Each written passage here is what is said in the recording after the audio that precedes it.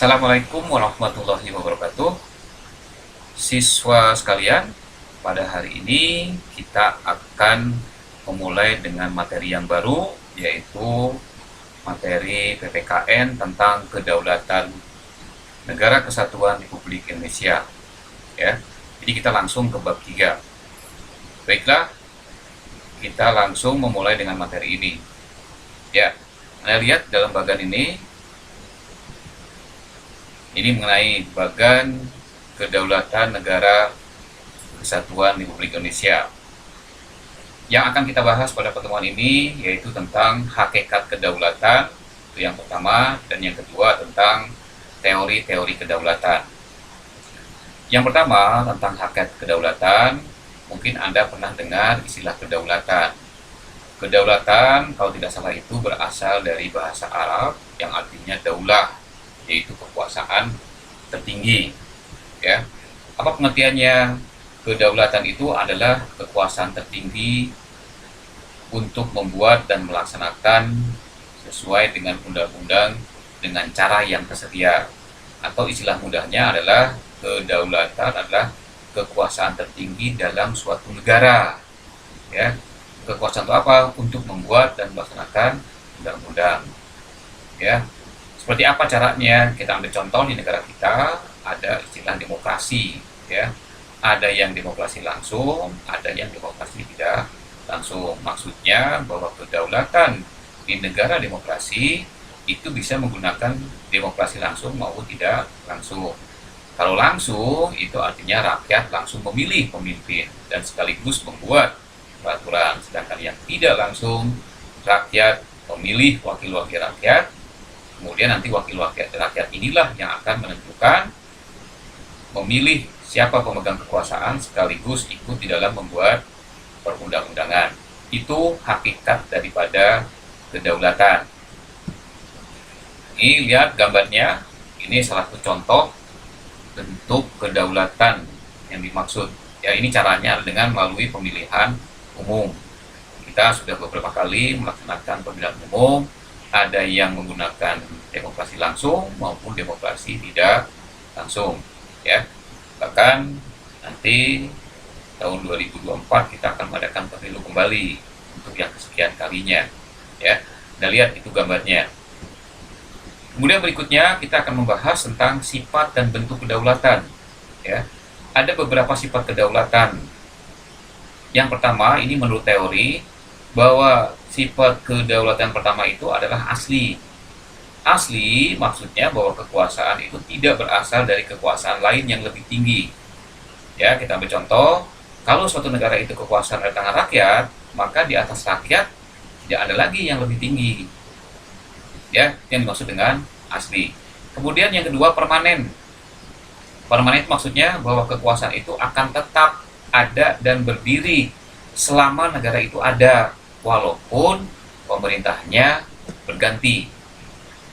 Artinya walaupun pemerintah berganti, tetap kekuasaan itu akan ada. Ya, itu dikatakan permanen. Kemudian yang ketiga adalah tunggal. Tunggal itu artinya bahwa kekuasaan itu satu-satunya dalam negara, tidak dibagi kepada lembaga-lembaga negara yang lain. Kalau yang memerintah raja, ya raja yang berkuasa. Kalau pemerintah negara, ya negara yang berkuasa. Tidak ada pembagian kekuasaan. Lain halnya kalau terjadi di negara kita. Kemudian yang berikutnya adalah tidak terbatas. Bahwa kekuasaan itu tidak dibatasi oleh kekuasaan lain. Artinya kekuasaan itu tidak ada batasnya. Ya, walaupun ada undang-undang, tak saja tidak ada terbatas. Lain dengan di negara kita. Kalau di negara kita itu kekuasaannya tidak tak terbatas, artinya dibatasi oleh peraturan perundang-undangan. Kalau Anda melihat sifat ini, mana yang kita pakai? Silakan nanti analisa sendiri itu. Dari 5 sifat ini mana yang kita pakai? Apakah asli, permanen, tunggal, atau tidak terbatas? Atau hanya 2 atau 3? Ya, silakan dianalisa. Kemudian berikutnya tentang bentuk kedaulatan. Ada 2 bentuk kedaulatan dalam satu negara itu, ada yang ke dalam, ada yang keluar. Kedaulatan ke dalam itu adalah kekuasaan untuk mengatur, menyusun, mengelola negara itu sendiri sesuai dengan peraturan yang berlaku. Artinya bahwa suatu negara yang sudah berdaulat, maka yang menentukan adalah negara itu sendiri. Tidak boleh negara lain melakukan intervensi atau ikut campur dalam urusan negara. Semua yang mengatur negara itu sendiri. Itu yang sifatnya atau bentuknya ke dalam. Sedangkan yang kedaulatan keluar, itu maksudnya bahwa kekuasaan untuk berhubungan atau kerjasama dengan negara lain tanpa terikat oleh kekuasaan lain. Artinya, suatu negara itu bisa bekerja sama dan berhubungan dengan negara lain, itu tidak boleh ada keterkaitan dengan negara lain. Artinya negara lain tidak boleh ikut campur. Yang menentukan adalah negara itu sendiri, karena ini untuk kepentingan negara itu sendiri. Ya, yang dimaksud dengan bentuk kedaulatan. Ada yang ke dalam, ada yang keluar. Ya, itu mengenai hakikat kedaulatan. Kemudian kita lanjutkan dengan teori-teori kedaulatan. Ini menurut Jainuddin, dia membagi menjadi 5 teori kedaulatan. Yang pertama adalah kedaulatan Tuhan. Yang dimaksud kedaulatan Tuhan itu adalah bahwa kekuasaan tertinggi itu berasal dari Tuhan yang diberikan kepada wakil Tuhan. Saat itu adalah yang menjadi wakil Tuhan adalah raja. Ya, karena saat itu orang beranggapan bahwa raja itu adalah keturunan dewa. Contohnya di Mesir ada Firaun, kemudian di Jepang ada Tenno Heika, dewa matahari, kemudian di Belanda, Ethiopia, kemudian di negara kita ada Ken Arok, ya, dia titisan dewa, dewa Wisnu, dewa Brahma, dan sebagainya. Kemudian yang kedua ada kedaulatan raja. Kedaulatan raja itu artinya bahwa kekuasaan tertinggi itu ada pada raja sebagai wakil Tuhan di dunia. Ya, Pak, bagaimana prosesnya? Ya, mungkin saat itu siapa yang berkuasa dia menganggap dirinya bahwa saya ini adalah sebagai wakil dari Tuhan, sehingga dia bisa mengatakan bahwa negara adalah saya, seperti yang diucapkan oleh Raja Louis yang ke-14 di Prancis. Ya, kedudukan peraturan itu ada di bawah raja. Jadi yang membuat aturan itu raja sendiri, sehingga raja tidak bisa disalahkan. Setiap ucapan raja itulah aturan. Kemudian ada lagi kedaulatan negara. Yang dimaksud dengan kedaulatan negara itu artinya bahwa kekuasaan tertinggi itu terletak pada negara. Pak, yang dimaksud dengan negara itu siapa? Ya, contohnya adalah negara komunis. Di negara komunis itu biasanya hanya berlaku satu partai politik, sehingga berlaku yang namanya tirani dan diktator. Yang dimaksud dengan tirani itu bahwa kekuasaan itu hanya dijalankan oleh sekelompok kecil orang, atau bahkan oleh perorangan, tapi sifatnya diktator. Jadi bersifat atau bertindak sewenang-wenang. Ya, tuh biasanya di negara-negara yang berpaham komunis. Kalau dulu ada Uni Soviet, kemudian Cina, atau negara-negara yang berada di Eropa bagian timur, itu kebanyakan negaranya berpaham komunis. Walaupun sekarang komunis itu sudah runtuh. Kita lihat saja negara komunis di Uni Soviet sekarang sudah banyak negara bagian yang memisahkan diri. Ya, itu contoh kedaulatan negara. Kemudian kedaulatan hukum.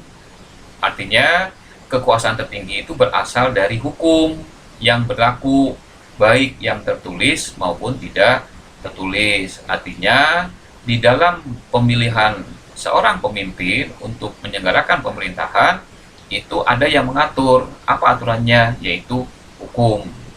Ya, makanya hukum dijadikan sebagai panglima tertinggi. Nanti orang yang berkuasa itu harus tunduk dan patuh pada hukum. Itu yang dimaksud dengan kedaulatan hukum. Kemudian yang berikutnya kedaulatan rakyat. Ya, kita mengenal istilah yang namanya demokrasi. Apa demokrasi itu? Demokrasi itu adalah pemerintahan dari rakyat, oleh rakyat, dan untuk rakyat. Ini yang dikemukakan oleh Abraham Lincoln. Dia mengatakan bahwa demokrasi itu pemerintahan dari, oleh, dan untuk rakyat. Artinya kekuasaan tertinggi itu ada pada rakyat.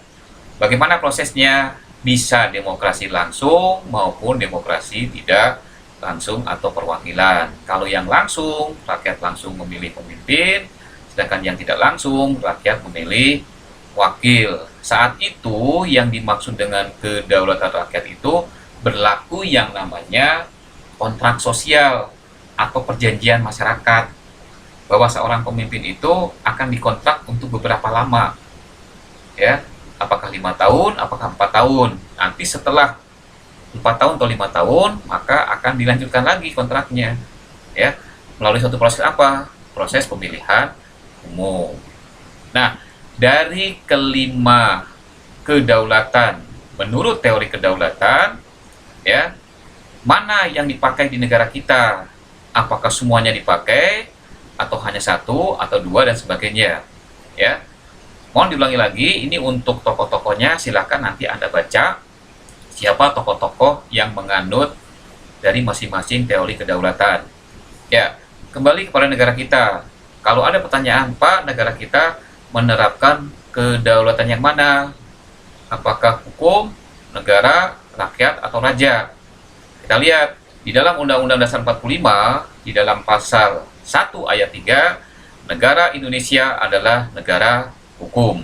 Kemudian di dalam pasal 27 ayat 1, segala warga negara bersamaan kedudukannya dalam hukum dan pemerintahan dan wajib menjunjung hukum dengan tidak ada kecualinya. Ya. Kemudian juga ada di dalam pasal 1 ayat 2, kedaulatan ada di tangan rakyat, dilakukan menurut Undang-Undang Dasar. Nah, dari hukum tersebut, dari isi Undang-Undang Dasar tersebut, maka silakan Anda menganalisa kira-kira kedaulatan mana yang dianut oleh negara kita.